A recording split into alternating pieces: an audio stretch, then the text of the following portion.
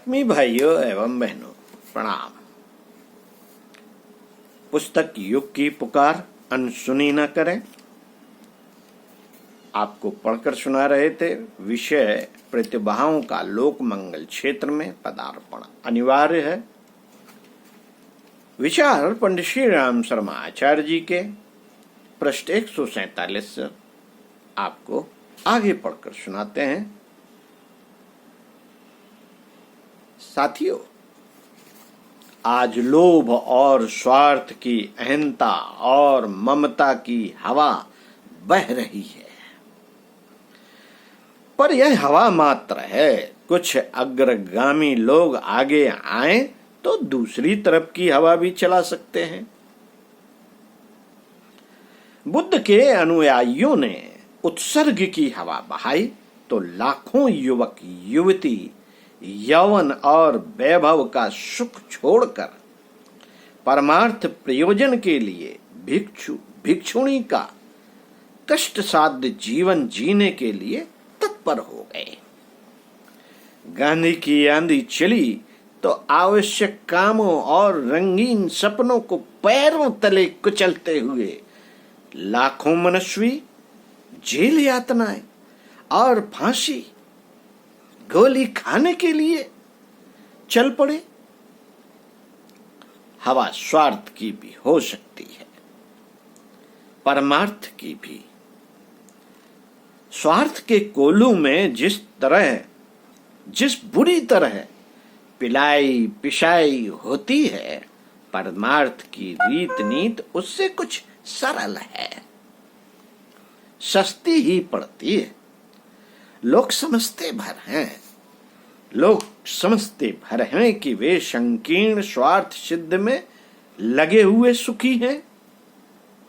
वस्तुतः परमार्थ के लिए उतना श्रम किया जाए और कष्ट सहा जाए तो व्यक्ति 100 गुना अधिक संतोष और गौरव प्राप्त कर सकता है। सोचने का ढर्रा भर ही है, सोचने का ढर्रा है जो मनुष्य की गतिविधियों को जकड़े रहता है। यदि उस ढर्रे में आदर्शवादिता का थोड़ा सा पुट जुड़ जाए तो मनुष्य वाल्मीकि डाकू से संत वाल्मीकि बनने की प्रक्रिया मिनटों में चरितार्थ करके रख दे। हमें वैसा ही वातावरण पैदा करना चाहिए कि विवेकशील लोग संकीर्ण स्वार्थपरता की जंजीरें तोड़कर लोक मंगल के परमार्थ प्रयोजन अपनाते हुए दिखाई देने लगे। नव निर्माण के लिए विवेकशील प्रतिभाओं की बड़ी संख्या में आवश्यकता पड़ेगी। इस अभाव की पूर्ति हमें साहसिक आदर्शवादिता की प्रेरणा को प्रखर बनाकर करना चाहिए। अपने परिवार के हर व्यक्ति को 1 घंटा समय और 10 पैसा ज्ञान यज्ञ के लिए नियमित रूप से देने की प्रेरणा देकर हम लोकमानस में इसी सत प्रवृत्ति के बीज बो रहे हैं। जब यह अंकुरित होंगे, फलेंगे, फूलेंगे तो एक से एक बढ़कर प्रखर व्यक्तित्व युग की चुनौती स्वीकार करने के लिए उत्सर्ग के पथ पर अग्रसर होते दिखाई पड़ेंगे। ढलती आयु के लोगों को बड़े बच्चे स्वावलंबी बनाने और छोटे बच्चे जिनके जिम्मे छोड़कर वानप्रस्थ की धर्म परंपरा अंगीकार करनी चाहिए। ढलती आयु के लोगों को बड़े बच्चे स्वावलंबी बनाने और छोटे बच्चे उनके जिम्मे छोड़कर वानप्रस्थ की धर्म परंपरा अंगीकार करनी चाहिए। सादा जीवन जिए और थोड़ी देखभाल घर की करें और शेष समाज सेवा के लिए लगाएं। यही वानप्रस्थ परंपरा है। यदि यह फिर सजीव हो उठे तो समाज को लाखों अनुभव और परिपक्व बुद्धि के प्रतिभाशाली कार्यकर्ता अवैतनिक रूप से मिल सकते हैं और नवनिर्माण की आवश्यकता पूर्ति में भारी सहायता मिल सकती है। मित्रों, जिसके पास इतनी संचित संपत्ति है कि उसके ब्याज भाड़े से काम चल सकता हो, पर उन्हें अधिक उपार्जन का लालच छोड़कर परमार्थ प्रयोजन में ही लगना चाहिए। पेंशनर्स, प्रोविडेंट फंड प्राप्तकर्ता, मकान और जमीन के मालिक इन साधनों को अपने निर्वाह में खर्च कर डालें।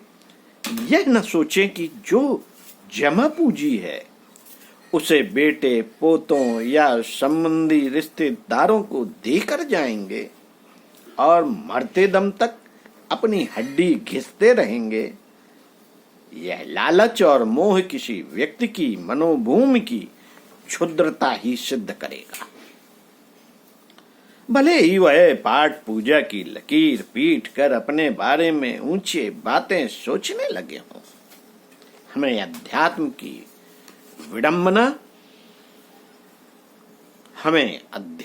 की विडंबना से संतुष्ट नहीं होना चाहिए, वरन व्यवहारिक जीवन में आध्यात्मिक आचरण का प्रयोग करना चाहिए।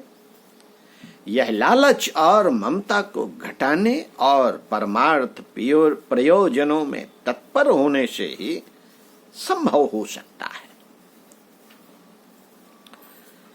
साथियों, जिन परिवारों में कई भाई कमाते हैं, वे एक भाई का खर्च मिल बांट कर अपने जिम्मे ले ले और उसे लोक मंगल के लिए काम करने दे। नौकरी करने वाली महिलाएं स्वयं घर खर्च चलाएं और अपने पतियों को समाज सेवा का काम करने दे। जिन्हें अपनी वासना पर नियंत्रण हो और बिना विवाह के काम चला सकते हो, वे लोक सेवा के लिए अपना जीवन दान करके इस झंझट से बच सकते हैं। विवाह अनिवार्य नहीं है। जो नर नारी उसके बिना रह सकते हो, वे अपने जीवन को अधिक उपयोगी काम के लिए खर्च करने का साहस कर सकें तो उसे प्रशंसनीय ही कहा जाएगा। ऐसे भी दंपत्ति हो सकते हैं जो बच्चे पैदा न करें और दोनों मिलकर लोक मंगल के महान प्रयोजन में कंधे से कंधा मिलाकर जुटे रहें। जिनकी आमदनी पर्याप्त है, वे लोक सेवी कार्यकर्ताओं का निर्वाह खर्च अपने जिम्मे लेकर उन्हें सेवा करने की सुविधा दे सकते हैं। छुट्टी का दिन तथा नित्य के समय में से थोड़ा समय देकर कार्य व्यस्त लोग भी परमार्थ प्रयोजनों के लिए कुछ समय दान नियमित रूप से करते रह सकते हैं। आज के व्यक्ति का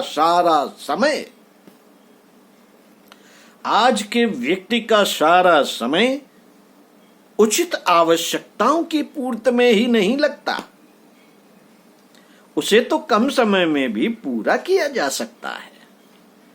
पंडित श्री राम शर्मा आचार्य आगे पढ़कर सुनाएंगे गुरुदेव की इन्हीं बातों को। ओम शांति।